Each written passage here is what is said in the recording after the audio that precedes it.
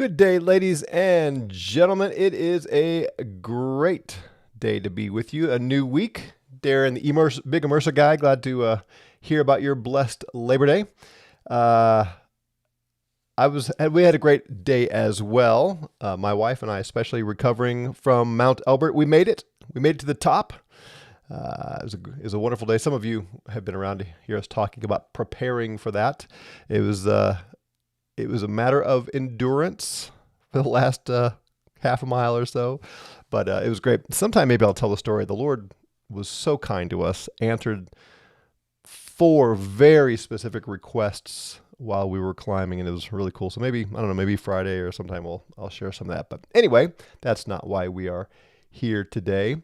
Although I'm pretty proud of it. I think it's the second highest peak in the contiguous United States. So that's cool. Anyway, we are in Matthew chapter 6, and I'm looking forward to today and to the rest of this chapter, really the rest of 6 and 7. I think we're going to see some things a little differently than maybe the way we've seen them in the past, and it'll be encouraging. There's some conviction here for all of us, but encouraging as well. So we're going to talk about money and treasure and all that, right? First, we need to finish this section on the hypocrites and the putting on the show kind of thing. Remember, okay, let me just back up before I get too far ahead of us. The context here, and remember the audience, right? Remember the audience. This is Jesus speaking to a multitude of Jews who have been taught by the Pharisees and the scribes and the priests. They were the rulers of the people of Israel. And they took the law of Moses and manipulated it and twisted it around to meet their desires for self-righteousness, for power, and for greed and enhancing their own pocketbook. And they taught things like, hate your enemies. Love your neighbor, but hate your enemies. And they really distorted God's law. So Jesus shows up and he says, the kingdom of God is at hand. That kingdom that is spoke about in Daniel 2, where the God of heaven is going to establish his kingdom on the earth. It is here. But then he says something very striking. He says, you will not enter that kingdom. You Jews who are following me, you will not enter that kingdom if you are not more righteous than the Pharisees. He says the kingdom has come for the poor in spirit, not for those who are striving like the scribes and Pharisees for their power and so on. No, it's for the meek, the gentle, for those who hunger and thirst for righteousness. The Pharisees do not hunger and thirst for righteousness. Don't be like them. Listen to me, follow me, he says. Right? They are going to persecute you. The leaders of Israel are going to persecute you. And that's a blessing, because that's how they treated the prophets of old. If you follow me, Jesus says, you will be like Isaiah and Jeremiah and those guys whom the leaders of Israel persecuted many centuries ago. And that's a good thing, because your reward in heaven will be great. And he says, don't be like the hypocrites who, when they give for show. Right? They are hypocrites. They are play actors. They want the applause of men, and that's the only reward they're going to get. But if you give in secret, your Father in heaven will see your gift, and he will reward you.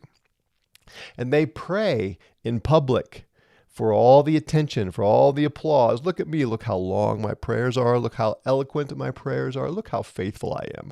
And Jesus says that's their reward, is the applause of men. But you pray secretly, and your Father will reward you. And pray these things. Focus on the kingdom that is here. those kind of things. So there's one more example he uses of this, and we're not going to spend a lot of time here because it's pretty simple and straightforward, but it's just another example of this. When you fast, do not be as the hypocrites of sour countenances. I love that translation. Think of a sour countenance. Right? Have you ever had a sour countenance? Like quite literally when you eat a lemon unexpectedly. My young granddaughter, who's about 9 months old now, occasionally she gets something kind of sour in her mouth and the face that just gets all contorted. Well, that's what the hypocrites were doing. That's what the scribes and Pharisees were doing when they fasted. Their face got all, as it says here, disfigured, which is not the way we use the term now, but it's all bent out of shape, where it's obvious to everyone that they are fasting. They're walking around just so miserable. Oh, look at me. Today is fasting day. And I'm just so miserable because I've had nothing to eat. But I'm doing this for the Lord. And they want people to see them. Maybe they put ashes on their forehead and put on Instagram what they're giving up for Lent, kind of thing, so that everybody knows what they're doing. Jesus says they have their reward. Whatever men think of them as they are going through this religious exercise, that's it. That's all they get. Jesus says, no, but you, when you're fasting, anoint your head, wash your face, take a shower, right? Put on your makeup, dress nicely. Don't let anybody know you're fasting. Don't do this for appearance sake, that you may not appear to men fasting, but to your Father who is in secret, and your Father who is seeing in secret will reward you. So you see this again and again. What Jesus is saying is it's about the heart. What is your motivation? Is giving a good thing? Yes. Is praying a good thing? Of course. Is fasting a good thing? Sure. So long as your motivation is that your Father in heaven sees it. You're doing it for His glory and for His purposes, not for your own. See the point? And that's going to be very important as we get into this next section. Yeah, Darren says, imagine what the Pharisees had Instagram. Yeah, exactly. They'd have the biggest account on there probably, and putting forth their righteousness and so on, which Jesus says is not going to get them into the kingdom. All right, so he's continuing on with this theme, and he's going to get into money. And in my experience, both as a reader of the Scripture and a teacher of the Scripture, and living among Christians who are trying to live up to this, this whole next section is easily misunderstood. And I want us to look in at exactly what he's saying here. And let me just preface this with I want to frame this the way Jesus does. Where your treasure is, there will be your heart also. He's concerned about the heart, not so much the treasure. And I say that on the front end because there are books like, what was it, David Platt's Radical several years ago that I think is just a horrible book. And every so often, some new teacher, theologian comes along and uses these kinds of texts to make you feel guilty for whatever you have, and they arbitrarily set limits on what's allowed. I had a guy come to me years ago who was radicalized by Platt's Radical, and he said, if I'm going to join your church, I need to know that none of your elders have houses worth more than, I think it was $200,000. It might have been $3, but it seems like it was $2, but it was right in there. He said I couldn't be part of a church, and he goes through all this text that we're going to look at, and you're not supposed to have treasure beyond a certain amount, and so on. And I I asked him, well, how did you determine that was the number? And he gave me some ridiculous answer. Then along the way, I decided to ask him how much his house was worth.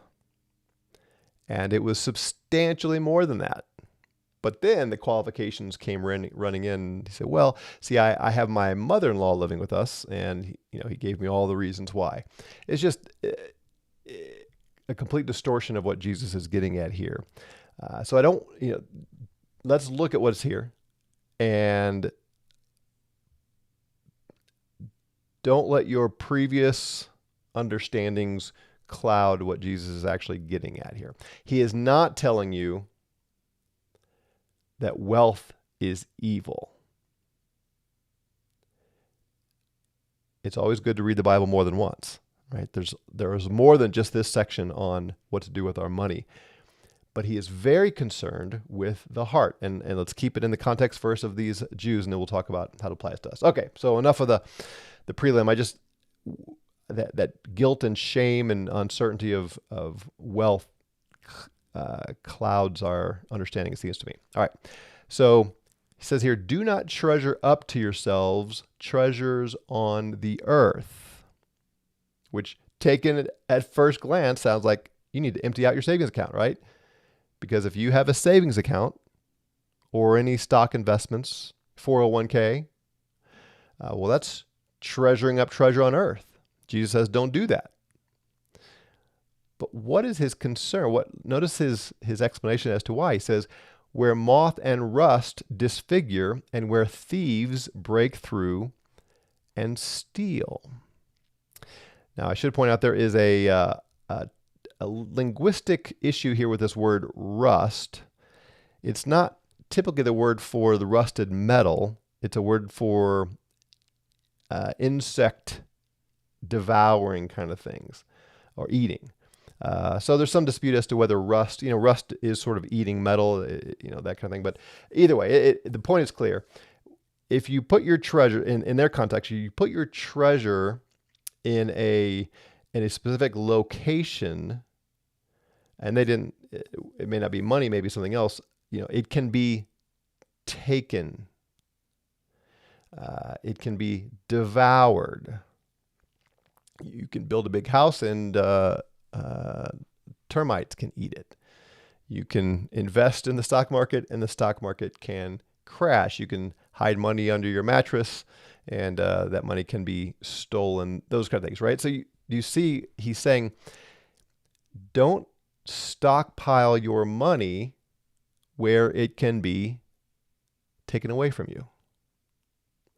There's no advantage to that, to pile up the money where it can be taken from you. You can't use that treasure for anything. It can be removed.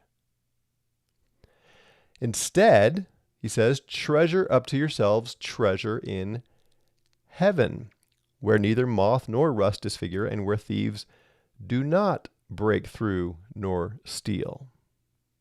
Okay, so don't stockpile your wealth on earth where it can be taken from you, but instead stockpile your wealth in heaven because it can't be removed there, which raises the question, how do we do that? Well, let me stick to the context. How do they do that? What is Jesus saying to them? Do you see the question I'm raising? Don't store up your gold and your money in your room somewhere where it could be taken away from you. Store up your treasures in heaven. Well, how? Well, the irony is going to be you store up treasure in heaven with your treasure on earth. So he's not speaking here against the accumulation of things. He's going to go on and say toward the end of this section in verse 33, seek first the kingdom and his righteousness, and all these will be added to you. Do you know what the all these refers to? Food and clothing and so on, material things. Jesus is not saying having material things is bad. In fact, he's saying God will give them to you. but it's a matter of priority and focus. The first concern is the kingdom. Again, remember this group of people who have been mistaught by the Pharisees and the scribes, and everything is about more for me. Greed, greed, greed, power, show, putting on the show, all of this. And Jesus says, don't be like them. I have come to bring the kingdom. He's healing their diseases. He's showing himself as the coming Messiah who's bringing the kingdom. He says, let me tell you, don't be like them. Seek the kingdom first and his righteousness, not the self-righteousness and hypocritical righteousness of your leaders. Seek God's righteousness. And I remind you of two things here. He does not say anything in this section about imputed righteousness or righteousness by faith alone. That is not the context. That is not the point. He's talking about their actual behavior. Seek the kingdom and his righteousness. And also, I want to point out, he doesn't say seek first the church. The kingdom is not identical to the church. He hasn't mentioned the church. He's talking to a group of Jews saying, I am coming to bring the kingdom that Daniel prophesied of, that Isaiah prophesied of. If you follow your leaders, you will not get in. Your heart and your desire and your actions all need to be about the kingdom that I'm bringing and the righteousness that God wants you to exhibit. That's where this is all going. That's the point. And if you do that, he says, your Father will add all of these things to you, which are material blessings. So Jesus here is saying, treasure up your treasures in heaven and don't stockpile it here on earth because it can be taken away from you. And then he adds this, for where your treasure is, there will your heart be also. And that's getting to the heart of the matter.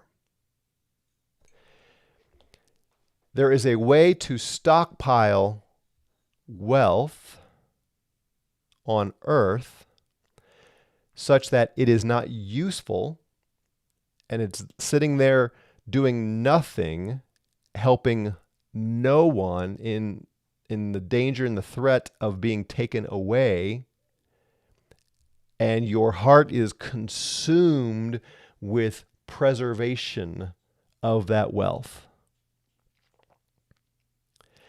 And if that's your mindset, then you're thinking about that treasure all the time, right? That's what he says. Wherever your treasure is, if you're treasuring things here on earth, if your greatest treasure is your 401k, your investments, your savings account, your home, your house, and your car collection or whatever you love to collect, all those things. If that's what you are treasuring, if that's what you value the most, that's where your heart is, and your focus is on keeping it and preserving it.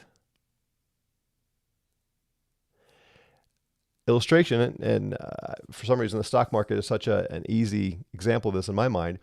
I am an investor in Tesla, right? I have put some treasure in Tesla, in the stock. Well, guess what I do regularly? I keep my eye on what's happening with the stock, and I care about the news releases about Tesla. Now, I'm interested, as you know, I'm very interested in Tesla from a technology perspective. I'm fascinated with what they're doing, and I think it's going to be impacting on multiple generations. Even if I weren't and when I wasn't invested in Tesla, I was still very excited. I invested in them because I like where it's going and I see the financial potential here. But just as a human being, as an American, I am very excited and enthused about what Tesla is going to accomplish and the impact it's going to have on our world. But the fact that I've bought some of their stock adds a different element where I'm not just a casual observer saying, wow, this is going to be great. Full self-driving cars, that sounds fantastic. No. Now I care that the rest of you see the value there. So hopefully more people buy Teslas and their profits are up so that my stock grows. You see the difference? So my heart is with Tesla because I have some treasure there. And wherever your money is, in a bank account, in a CD, in your houses, in real estate, whatever, if you put money somewhere like that, your attention is, you don't just shut it off and forget about it typically. Now, there are a few investors that do that. And with your 401k, most people don't realize what's happening with their 401k. You should give your heart a little more there. But from Jesus' perspective, what he's teaching here is, it's true. Where you put your money, suddenly your thoughts are there.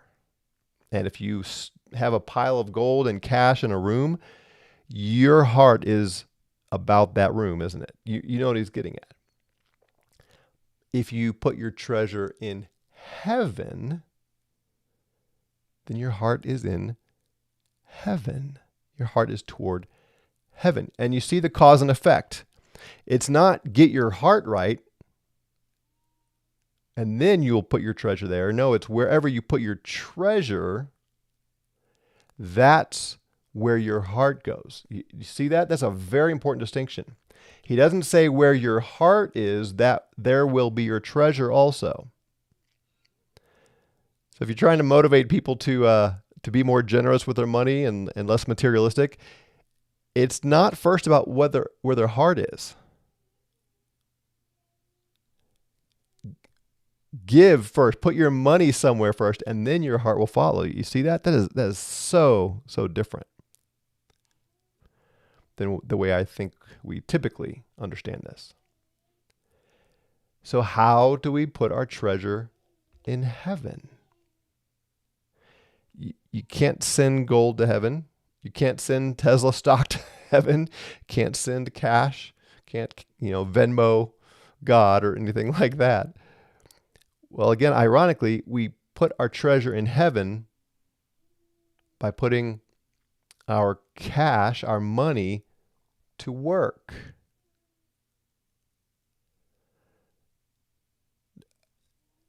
Now, maybe this is obvious.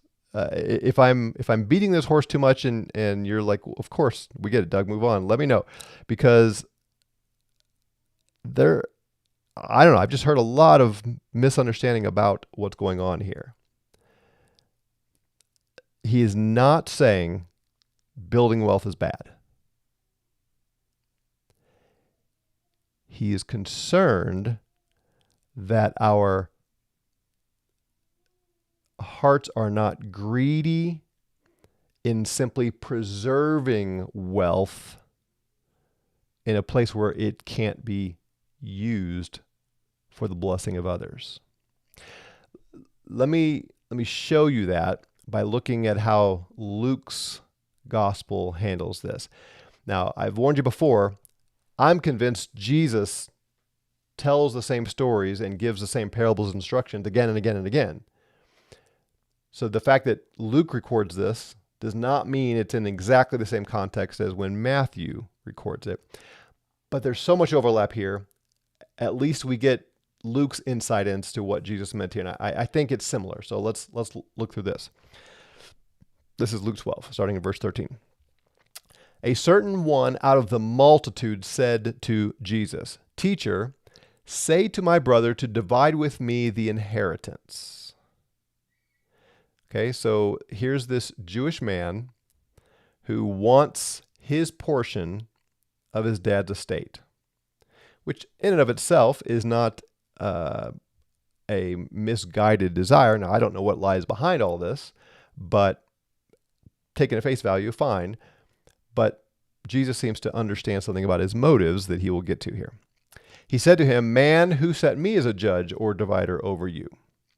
And then he says to the crowd, observe and be aware of the covetousness. So there's something about this man in this story, and I'm not going to dive into all the details here because we're not studying Luke, but just want to give you enough to see what's going on. Jesus is aware that there is something of greed and covetousness with this guy who's asking him for his inheritance.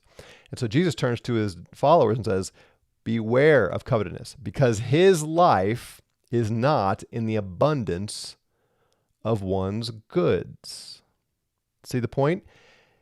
If you're greedy, if that's the motivation, if this guy wants his portion of the inheritance because he is filled with greed and he values his life simply in the abundance of what he has, Jesus says, watch out.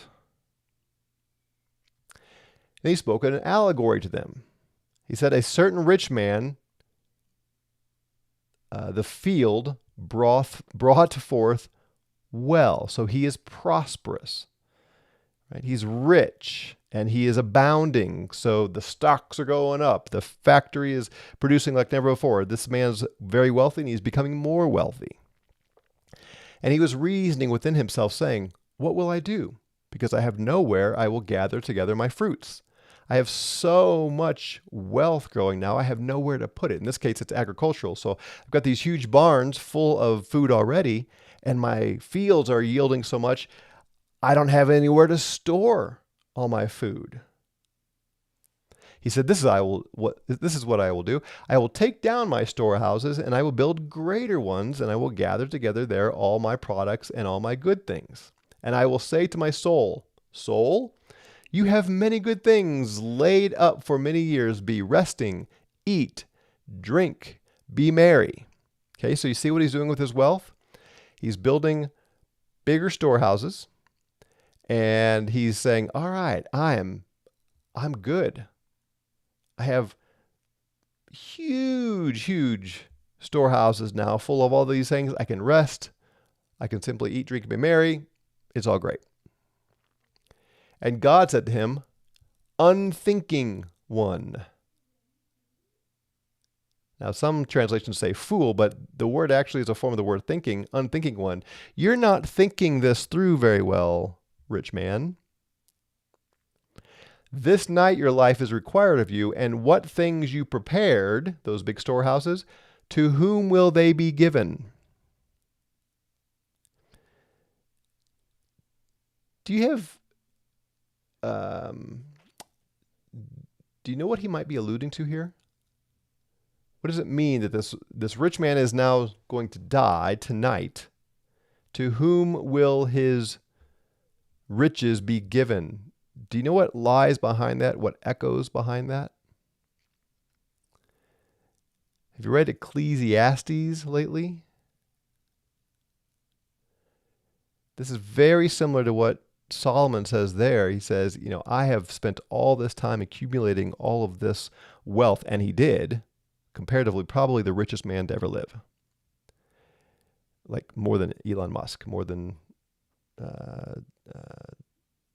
the Rothschilds or Carnegies or who's the oil guy that I can't think of in a minute? In my mind. Anyway, and he says, I don't know, what's going to happen. I'm going to leave all this probably to my son who's a fool, and he's going to waste it all. So this guy here in Jesus' parable or allegory has stored up all this stuff thinking life is good and I'm set. And he says, you're going to die tonight. And now what's going to happen to all your stuff?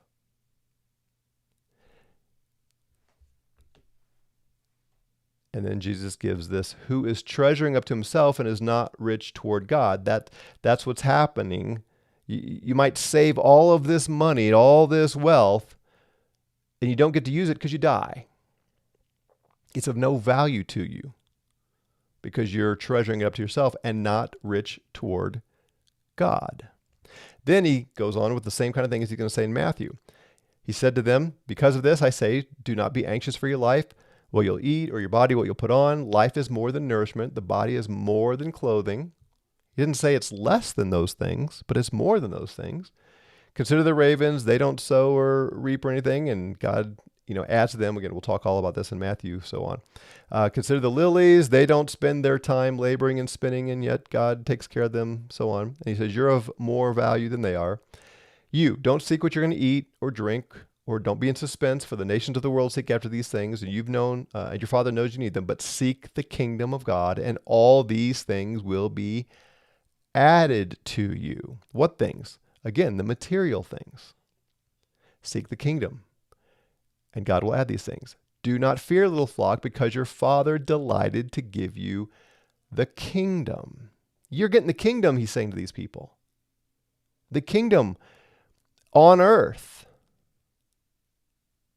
So the Father who loves you and delights to be good to you, he's going to provide these things. You just make sure that you're in the kingdom. Sell your goods.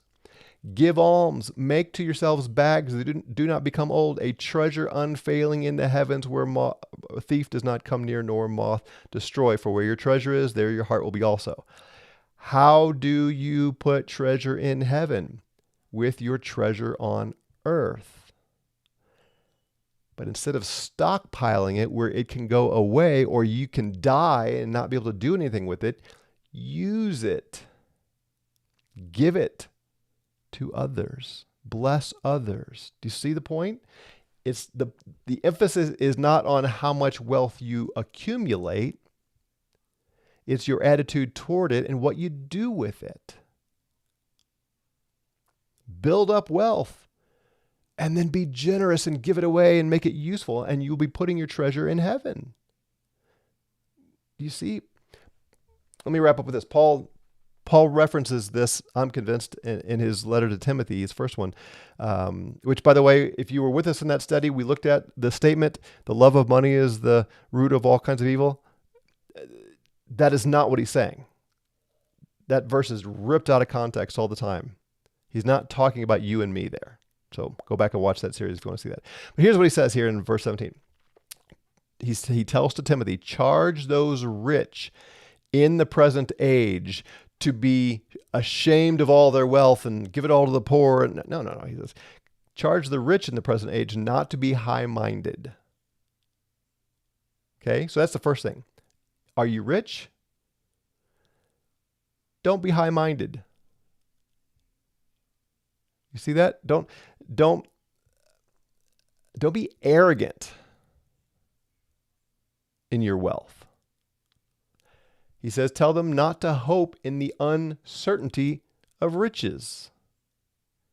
See? So you invested in Tesla 15 years ago, or Bitcoin, and you are rolling in the dough. Well, don't be arrogant, and don't put your hope, because it can all go away. Right? Your hope is not in your finances. Put your hope in the living God, who is giving us all things richly for enjoyment. Notice he doesn't say give it all away or feel ashamed of it. No, enjoy it.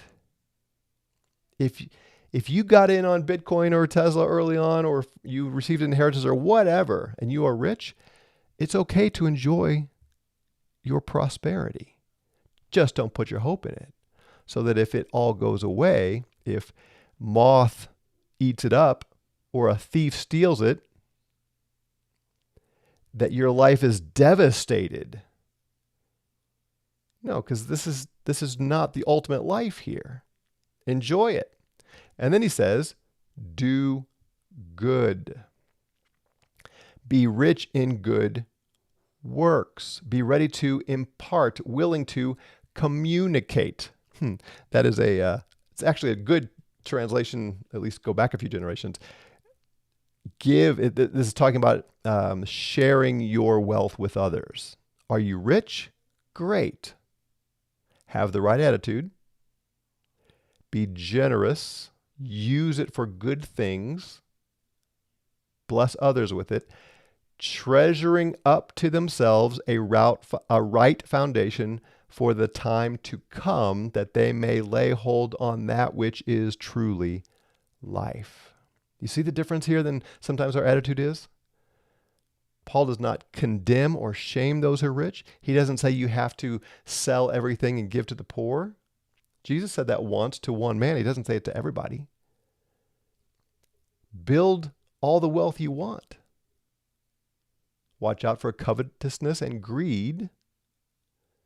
Watch out for a hope in your wealth that distracts you from a hope in God. Enjoy it and be generous. Bless others, give to others. And you'll be putting treasure in heaven, and your heart will be there, and you'll just give more and more and more. That's the emphasis. That's the point. So I would just encourage you, don't be ashamed of what you have. Check your attitude and your generosity. Does that make sense? Does that make sense?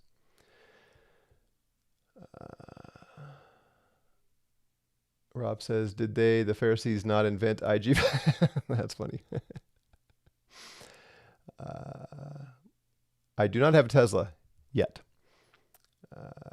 Darren has one. Yeah. Do you have the latest rendition of full self-driving? It looks very impressive, at least in the videos. Yeah, no screaming goat. Not today. What about Mark 10:21?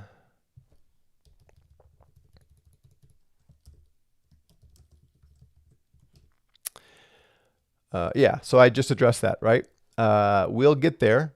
That is not a command to everyone everywhere, right? So we got to keep things in their context. That man refused to give up everything and follow Jesus. So just to state it quickly, if Jesus shows up to you and says, go sell everything and follow me, then you better do it. But he doesn't say that to everyone. He said that to one man. Does that make sense, Dale? All right, give it some thought. We'll continue down this path tomorrow because there's more here about money and so on. But yeah, give it some thought. We'll see you tomorrow. Grace and peace to you.